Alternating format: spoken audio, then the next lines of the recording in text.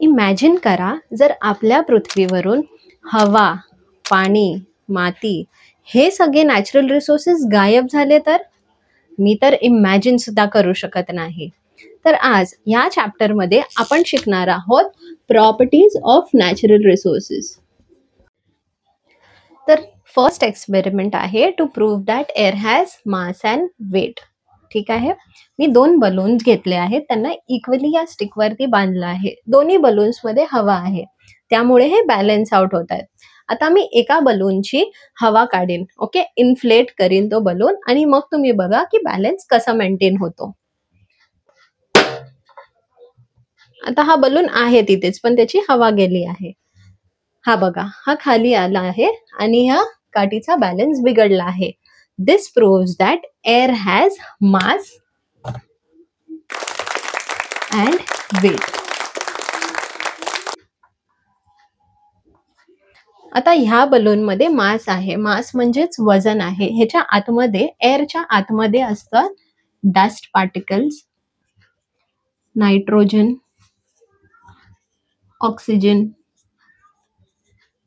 धूळ असते, ठीक आहे, पोलन्स असतात आणि भरपूर सारे पार्टिकल्स असतात, केमिकल्स असतात जे एअरमध्ये असतात आपल्या आसपास. तर ह्याच मिक्सचरचा हा मास बनतो आणि त्यामुळे ह्या वेटमुळे हा बलून खाली आला आहे.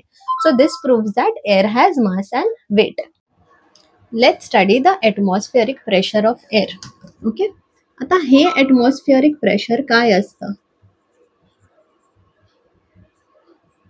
तर तुमच्या टेक्स्टबुकमध्ये दिलं आहे एक्सपेरिमेंट नंबर 2. ओके. ही सिरिंज आहे. ओके. हे जे आपण इंजेक्शन देतो ना, त्याची सिरिंज आहे. तर ह्या सिरिंजमध्ये, ह्या एक्सपेरिमेंटमध्ये सांगितलं आहे की ही सिरिंज घ्या. ओके. आता सिरिंजच्या बाहेर हवा आहे, जे आपण ब्रीथ करतो आहे ते हवा आहे. ओके. मी हे पुल करते, तर ह्या सिरिंजमध्ये हवा भरली. ओके. आणि मी हे पुश करते, हे पिस्टन बोलतात ह्याला. मी पुश करते या पिस्टनला, तर हवा बाहेर निघाली. आता सेम मी हा बोट ठेवला आहे टुवर्ड्स द माउथ. हे जे माउथ आहे सिरिंजचा, इथे मी पिस्टन माझा पोट ठेवला आणि ही पिस्टन ओढते. तर ही मी पुढे खेचू शकत नाही. Why? Because of the pressure of the air. मी इकडून हे बंद केलं, त्यामुळे जे मॉलिक्युल्स आहे हे बघा एकदम हळूहळू निघतायत. आणि हे जर मी जोर लावून खेचलं, तर हे जर मी सोडलं तर आपोआप आत जाते. का? कारण प्रेशर आहे, बाहेर सुद्धा प्रेशर आहे आणि आतमध्ये सुद्धा एअर आहे. ओके. तर हा एक्सपेरिमेंट तुम्ही सुद्धा करून बघू शकता की हे कसं. सेम वे मध्ये जर मी ढकलते, आता मी हे नॉब बंद केलं इकडून आणि हा पिस्टन इकडून ढकलते, हे बघा आपोआप मागे येतोय हा piston. Okay. Why? Because there is air inside which creates a pressure. So this proves that air has pressure.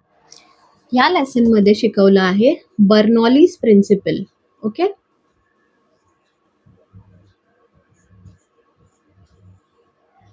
तर हा प्रिन्सिपल आपल्याला काय सांगतो?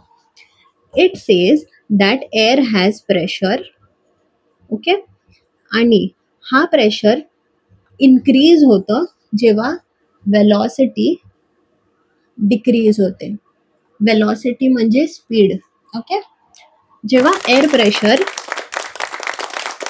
कमी असतो, जेव्हा एअर प्रेशर डिक्रीज होतं, तेव्हा त्याची वेलॉसिटी जास्त असते, तेव्हा एअर प्रेशर कमी होतं.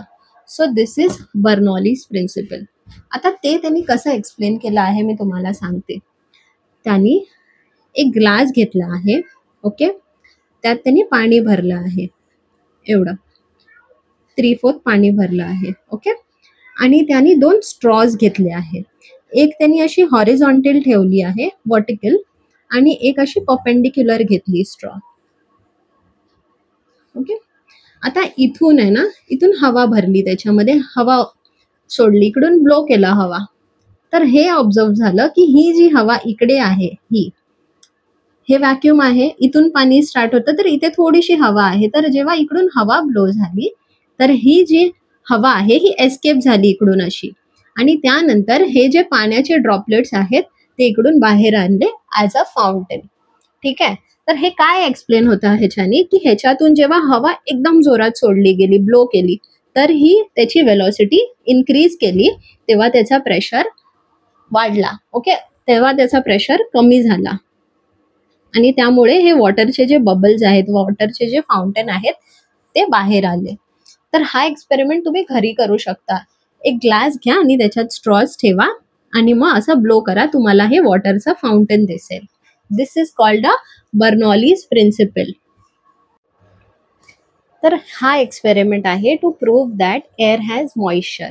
मी हा ग्लास घेतला आहे, हा स्टीलचा ग्लास आहे. ओके, हे तर आपण नेहमीच बघतो, but still there is a principle explained in दिस.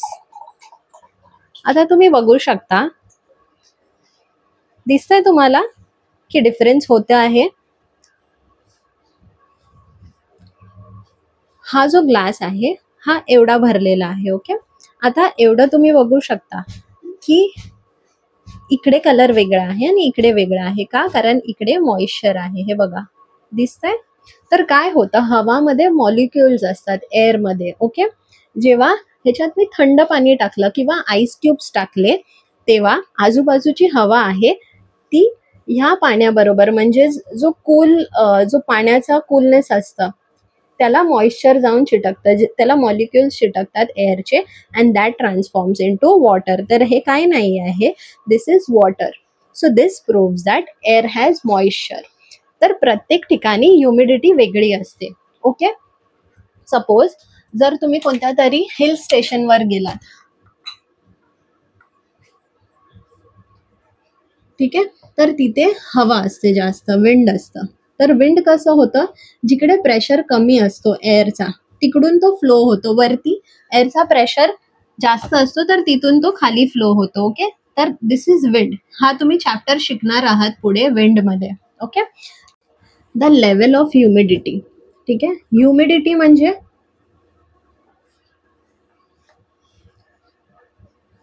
ह्युमिडिटीचा अर्थ हा आहे थोडा ओलसरपणा. तुम्ही जेव्हा समुद्राच्या ठिकाणी जाता तेव्हा हवामध्ये थोडं मॉइश्चर असतं, दॅट इज कॉल्ड ह्युमिडिटी. तर ती लेवल सगळीकडे वेगवेगळी असते. जसं की तुम्ही सीच्या जवळ जाल तर मग तिथे ह्युमिडिटी हाय असतं. का? कारण एअरची जी मॉइश्चर होल्डिंग कपॅसिटी असतं ना, होल्डिंग कॅपॅसिटी, त्याच्यावरती ह्युमिडिटी अवलंबून असते. फॉर एक्झाम्पल, जेव्हा विंटर सीझन असतं, ओके, तेव्हा एअरमध्ये खूप मॉइश्चर असतो.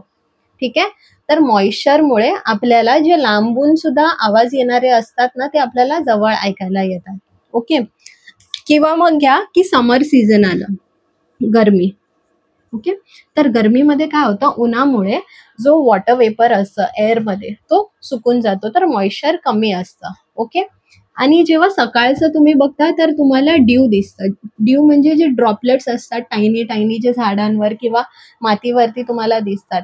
तर ते कसं येतं की जेव्हा सकाळचं ऊन कमी असतं तर हवामध्ये जे वॉटर वेपर असतं, ओके, वॉटर वेपर ते जास्त असतं, त्यामुळे ह्युमिडिटी ही वाढते.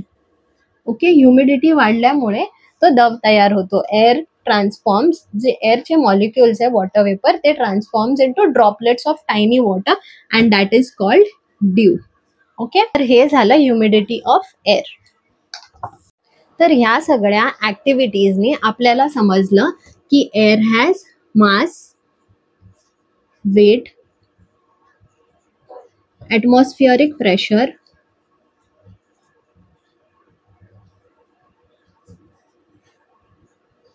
आणि हा ॲटमॉस्फिअरिक प्रेशर हा सगळ्या डायरेक्शन्स मध्ये सेम असतो, वरती, खाली, left, right, everywhere. Okay, it has humidity. Okay, it has small molecules, dust particles, आणि एअर हॅज डस्ट.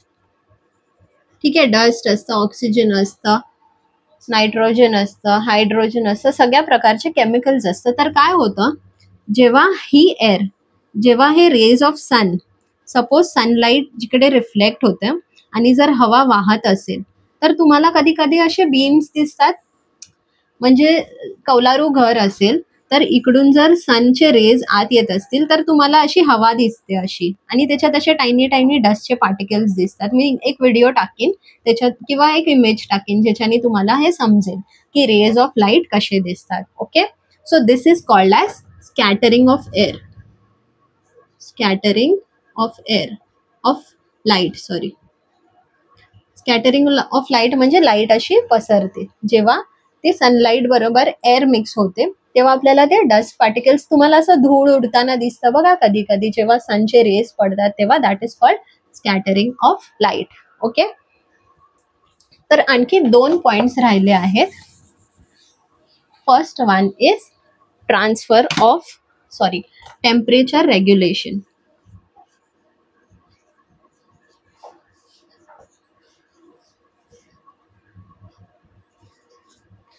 तर एअर हा टेम्परेचर रेग्युलराइज कसं करतो, मी तुम्हाला सांगितलं जेव्हा समर सीझन असतं, ओके, तेव्हा हवा गरम असते. वाय? बिकॉज सनचे रेज स्ट्रॉंग असतात. आता सन आहे ना आपल्याला एनर्जी देतो आपल्या अर्थला, ही येते सनकडून. तर ही एनर्जी डायरेक्टली येत नाही. जर ती डायरेक्टली जर आपल्या पृथ्वीवरती ते सनचे रेज आले असतात ना, जर आले असते तर ही पृथ्वी पूर्ण गरम झाली असती. ओके, तर पृथ्वीच्या बाजूला एअर आहे, okay, which is surrounding the earth. तर हे सनरेज डायरेक्टली येत नाही, ते एअरमध्ये डस्ट असतं, मॉलिक्युल्स असतात, वेपर असतं, तर त्याबरोबर ते सनचे रेज रिॲक्ट करतात आणि मग त्यानंतर आपल्या पृथ्वीला एअर मिळते. ओके, आणि एनर्जी मिळते. तर ही एनर्जी ही कन्वर्ट होते, हळूहळू हळूहळू ट्रान्सफॉर्म होते, कमी होते, त्याचं जे तीक्ष्णता असते ना ती कमी होते आणि मग ती आपल्यापर्यंत पोहोचते. Okay, so air is helps in temperature regulation. Okay, next point is air helps in transmission of sound. Transmission of sound. तर हा पॉइंट असा आहे, हवा थ्रू आपल्याला ऐकायला येतं. कधीतरी तुम्ही स्टेशनपासून खूप लांब राहता, ओके, पण कधी कधी जर तुम्ही सकाळी उठलात 5 वाजता 4 वाजता, जेव्हा ड्यू पडत असतं, ओके, जेव्हा एअरमध्ये खूप ह्युमिडिटी असतं, खूप मॉइश्चर असतं, तर तुम्हाला तो आवाज क्लिअरली ऐकायला येतो. जो ट्रेनचा आवाज असतो किंवा लांबून काहीतरी वाजतंय तर तुम्हाला ते, कारण सगळीकडे शांत असतं आणि फक्त हवा असते, तर तुम्हाला तो आवाज क्लिअरली ऐकायला येते. Okay, so this is called transmission of sound. So air directly helps in transmission of sound. तर नेक्स्ट आपण प्रॉपर्टी शिकूया वॉटर आणि सॉइलची. त्याच्यासाठी मी दुसरा व्हिडिओ अपलोड करेन. थँक्यू.